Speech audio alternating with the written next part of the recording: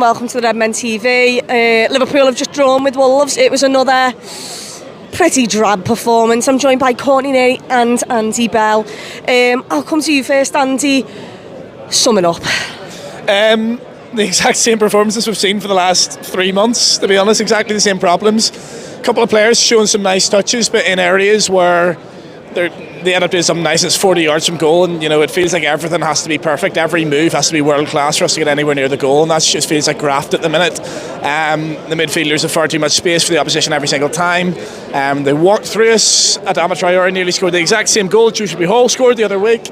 And ultimately a fair result and a worrying result, because that's our full strength team and that's their half strength team, and we're going for top 4 and they're 19th. So yeah, but probably the worst result for both teams possibly. Yeah, I mean, I thought this game he was probably going to rest people. Then Courtney, in his presser, he said going full strength. Was he going full strength? In the background, was he going full? Are you coming in? Do you want to? What did you think of the performance? Lucky to come over the draw. You think we're lucky? Yeah.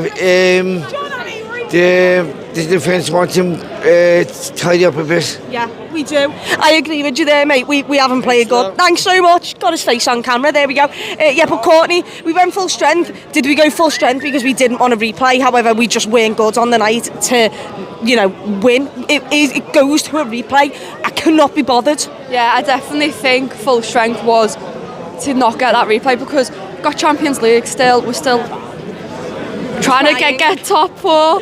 But yeah, I was expecting a few kids that win with that. I thought maybe they might not start. I wasn't expecting Gakpo to start, to be honest. But I thought the kids might have came on pretty much just after half time. But obviously the way the game went, it just wasn't feasible at that point. But yeah,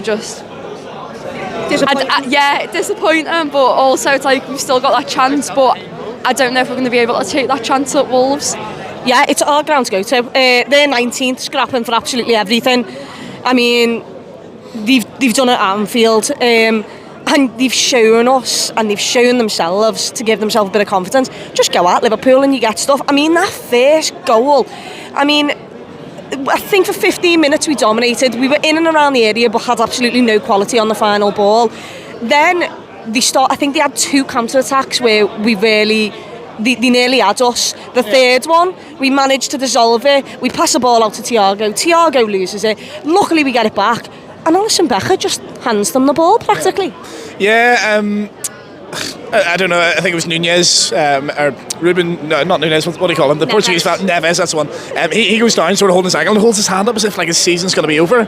Next thing they score and he's up celebrating with them, so I don't really get that. But it was a silly goal to give away at a time where Liverpool can't afford to give silly goals away. We're doing enough giving away of goals by just how we generally are at the minute without sort of doing that. So yeah, that was a blow.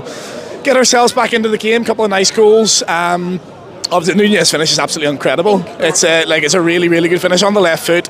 Mad celebration as well. I don't know, I think there was he went over to some kids in the main stand who were holding their hands out for a high five.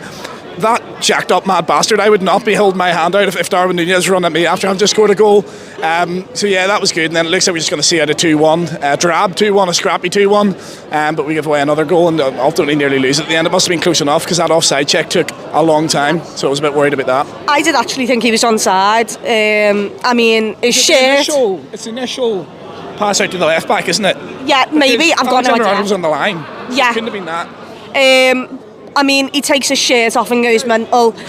He doesn't get a booking for that, by the way. It's the longest I've ever seen any team take to realise that they're offside in my life. They're still going mad, even when everyone's flicking the V's at them for about 15 seconds after.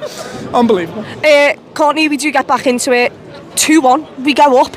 I thought that we took the game to them in the second half, but once again the sloppiness, the absolutely no concentration. We can't get through a 45-minute period without losing concentration and being all over the park. It looked like we didn't have legs to get back up with them, and once they got in behind, you thought to yourself, it was going to be a goal. Do you want to join? No, thank you. Are you all right? Just want to say hello? Just wants to be on camera?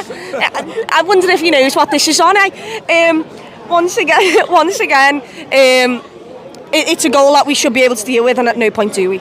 Yeah, it's as much as I love Ali, I thought this game he just made me panic.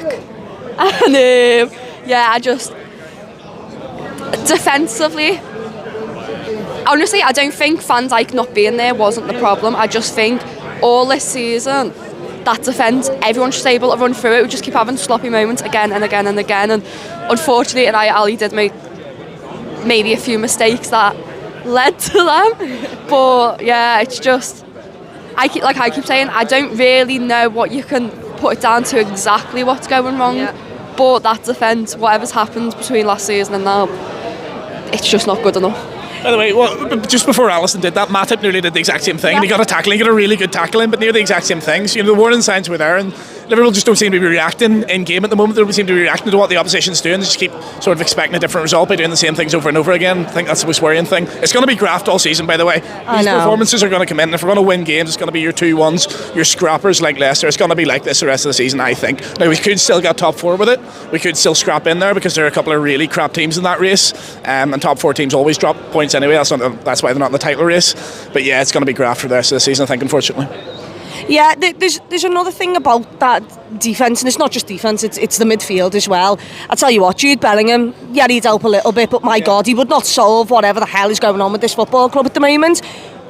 How do we get it right? How long will it take? Where do we go from here?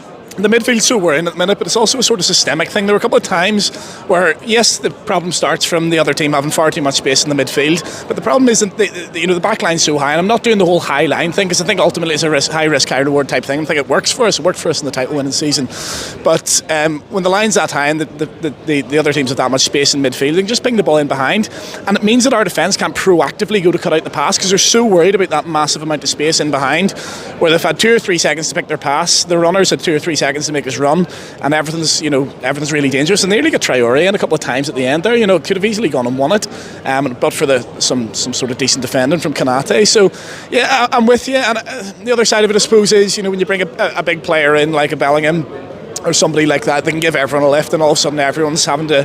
Harvey Elliott's not having to do what he's having to do now because Bellingham's there doing this, that and the other. So there's a tactical element of it as well. But yeah, I think we need at least 2. And if we could get 1 in this window, that would be nice. Yeah, to round it off, we'll talk about some players then quickly. What did you think of Gakpo? It was his debut. I thought he got phased out a little bit, but my God, Darwin Núñez's first touch was in the 16th minute. With Darwin Núñez, the first time we'd actually gave him a decent ball and let him do something with it, he scores. We struggled to get the front 3 in the game in the first half. I thought he had some decent link-up play, but there's not a lot to go off that because...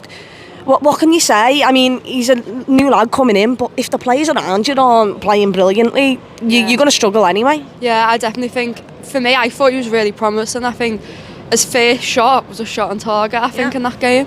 And he was going in. He didn't have, the full-on fight yet, but, it's his first game. He's going to be thinking, I don't want to mess up. I don't want to, sort of start off on a bad game. So, for me, I was pretty pleased with what I saw. I thought...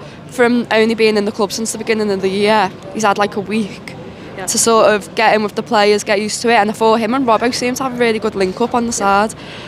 So hopefully over the next few games he gets more game time and we start to see a bit more promising stuff from him. Yeah, obviously let's not take anything from this game for Gakpo. Promising, good player that we brought in. Hopefully he can, distribute and contribute to the goals and assists up top. I mean, was there any other players that stood out for you? I thought Trent was all right at right back. I mean, the assist for Darwin Núñez is absolutely incredible. The other lad I want to talk about is Ben Doak. He comes on and he was possibly the best player from the moment he came on. Electric, injected pace, ran at people. At times, Salah and I absolutely love him, and his touch and finish is incredible. But at times, he's one-on-one with the goalkeeper. Your defender's there, but get your shot off. And he was trying to go inside, trying to take an extra touch.